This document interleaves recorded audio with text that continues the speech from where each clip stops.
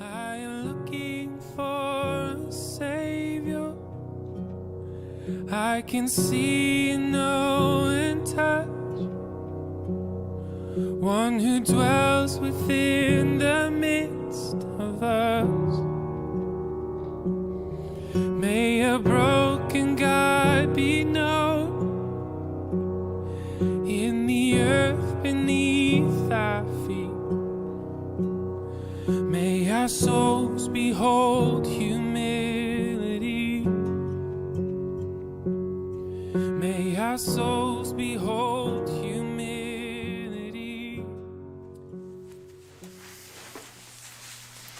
Well, hello again, Gobin family. It's such a joy to be back with you for our fourth and final lesson of Advent as we journey together towards the wonderful feast of Christmas. My name is Joel Everson. Thanks again so much for joining. And I'm so excited as we move toward the feast that we call Christmas, and these last few days. What a wonderful gift it's been to be on this journey with you. And as we look at this last week, we're almost there. We've almost made it. Here we are. We're in the middle of the fourth week of Advent, where we are invited to embrace and focus on the essence of God and the pillar of Christian character, love. And I don't know about you, but in some ways, I have felt this Advent season has represented the year itself. I mean, many of you have been praying for this year to be over since March. Often, some of us crying out from a place of suffering, isolation, physical estrangement, where often it feels dark, and all around us, we've been waiting. What a model for the early Christians and fathers and mothers of the church that they wanted us to see. They wanted us to embrace as we move through the church calendar together and we implement these ideas and these practices into the very rhythms of our life. You see, one of the things that many of us were never told is that Advent is work. I remember Pastor Brian saying one of the first things that he began to talk about when arriving at Gobin was that worship is work. And I love this idea that there's practice involved, there's work involved, there's effort involved. And I must pause now to say that I'm not talking about performance where we have to get something exactly right. No, I'm actually talking about engaging, as Wesley invited us to understand.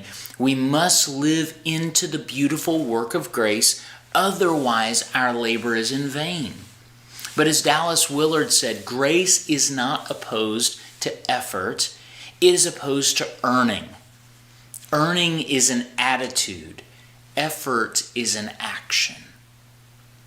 And to me, in order for us to participate in this wonderful practice of Advent, it takes effort. It does take work on our part. So we give ourselves to this wonderful moment with an invitation to wait and to watch with hope. And some of us have been taught to watch for the big, bombastic, dramatic moments when God disrupts our reality with a divine visitation, an intervention of sorts, where the supernatural somehow breaks through around us. But rarely are we given an imagination for the everyday small things, the small realities around us where God is already at work. Remember, our Advent narrative is God is with us. But this requires a different way of seeing, doesn't it? For this reason, Early Christians, after arriving north of the Alps and meeting the Celts, really saw something unique as they witnessed the practices and ceremonies of the Celtic people with no desire. The Christians had no desire to change these things. Rather, they saw God at work in the beauty of nature and river and sky and darkness and light. So our brief history lesson here is that for at least the first 2 centuries, the Christian church did not really celebrate any particular high feast days. In fact, it really wasn't until the 2nd century that you even find Easter as a particular day, an annual high feast day. Rather, up until that point, they celebrated every single Sunday as the feast of Easter. That's kind of interesting. Around the 2nd century, they decided we're going to put a particular day on the calendar, and it would be an elevated feast, but still every Sunday was considered Easter. Well, now around the 4th century, we find this idea of Christmas, where they wanted to not just commemorate the death and resurrection of the Christ, but also the incarnation. Because the incarnation, as soon as God assumes humanity, God has shown us that humanity, that physicality, is sacred. It's something to be embraced. It's something to be loved and held dear, not something to be eschewed or in any way rushed away from.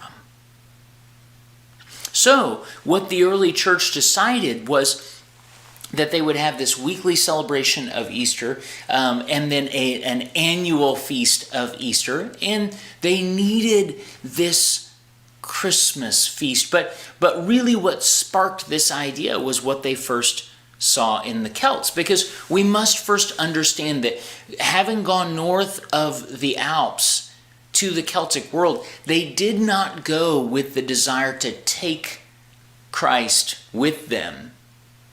No, rather they went with the framework that Christ was already at work there, and it was just an opportunity for them to share the gospel or to cause the people to see where Christ was already at work. This is exactly the same beautiful perspective demonstrated by John and Charles Wesley as they shared the gospel with the indigenous peoples of America, because God is already at work all around us in the small things, waiting for us to see.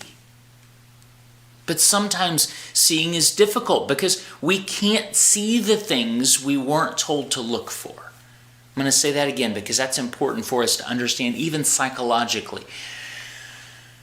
We can't see the things we weren't told to look for. And as an example, I would like you to consider the last of our 4 powerful women mentioned in the lineage account of Matthew's Gospel, Bathsheba. For many of us, Bathsheba was presented as some sort of temptress or even an adulterous woman who seduced David from her rooftop while he innocently went to gaze upon the skyline. However, the text gives us a very different reading when we consider that Bathsheba was not bathing on the rooftop. No, actually, she was performing the Jewish ritual cleaning of mikveh washing. This would be maybe something you could compare to our baptism. So this was a ritual Jewish purification. Also, it's interesting to note this would not have been on her rooftop, and the text does not say that she was on her rooftop. She would have been in her home.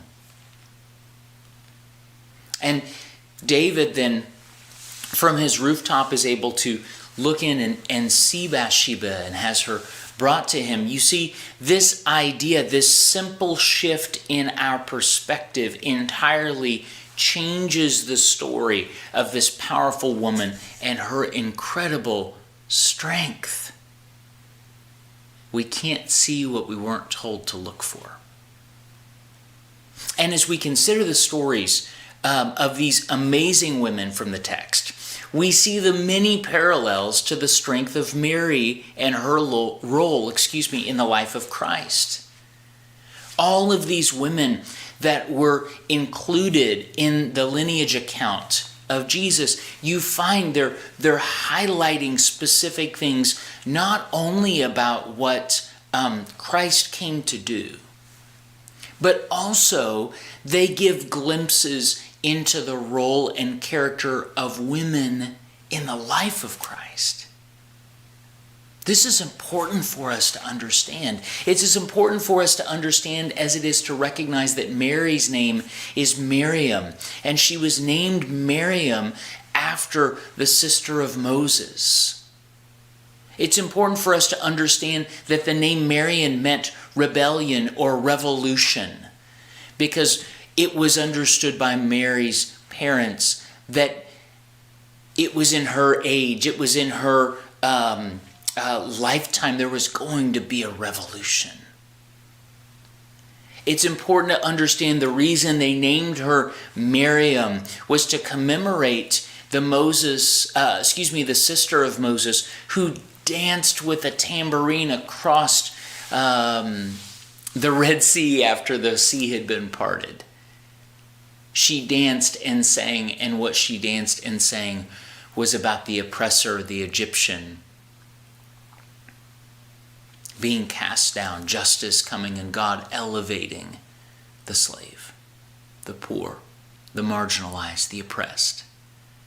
It's important to understand that Mary's song, when she sings and when she declares her beautiful Magnificat, is full of language taken from Hannah's story, when Hannah sang her song after being given the wonderful word that she was pregnant with Samuel. It's important to understand that these women played a part, that the role of Mary as the mother of Jesus played a part, not simply just as the womb that carried the Christ, but as the mother that raised Jesus. You see, we don't see what we weren't told to look for. So Jesus was not just raised by a quiet, timid peasant woman. No, Jesus was raised by a revolutionary, strong woman. Mary was chosen to bear the Christ not just for her womb, but for her strength, for her gift, for her calling. And in this way, her story matters. Bathsheba's story matters, just as your story matters.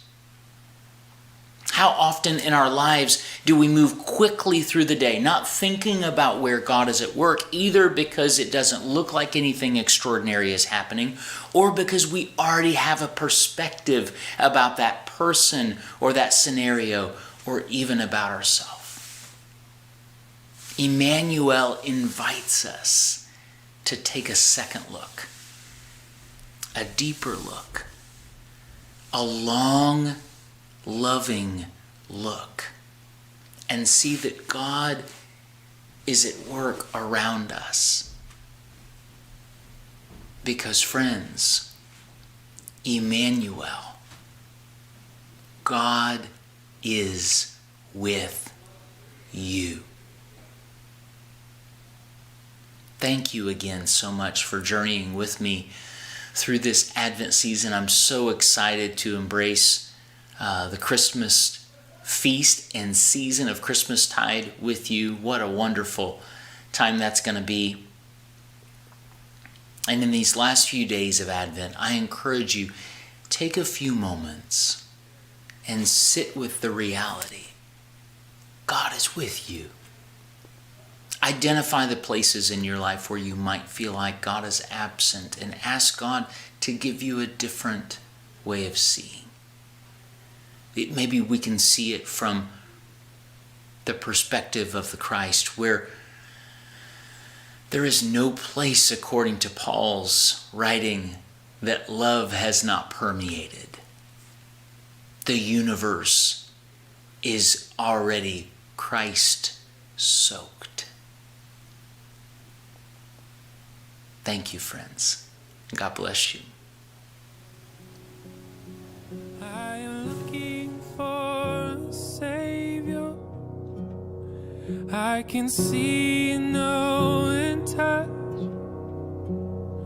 One who dwells within the midst of us.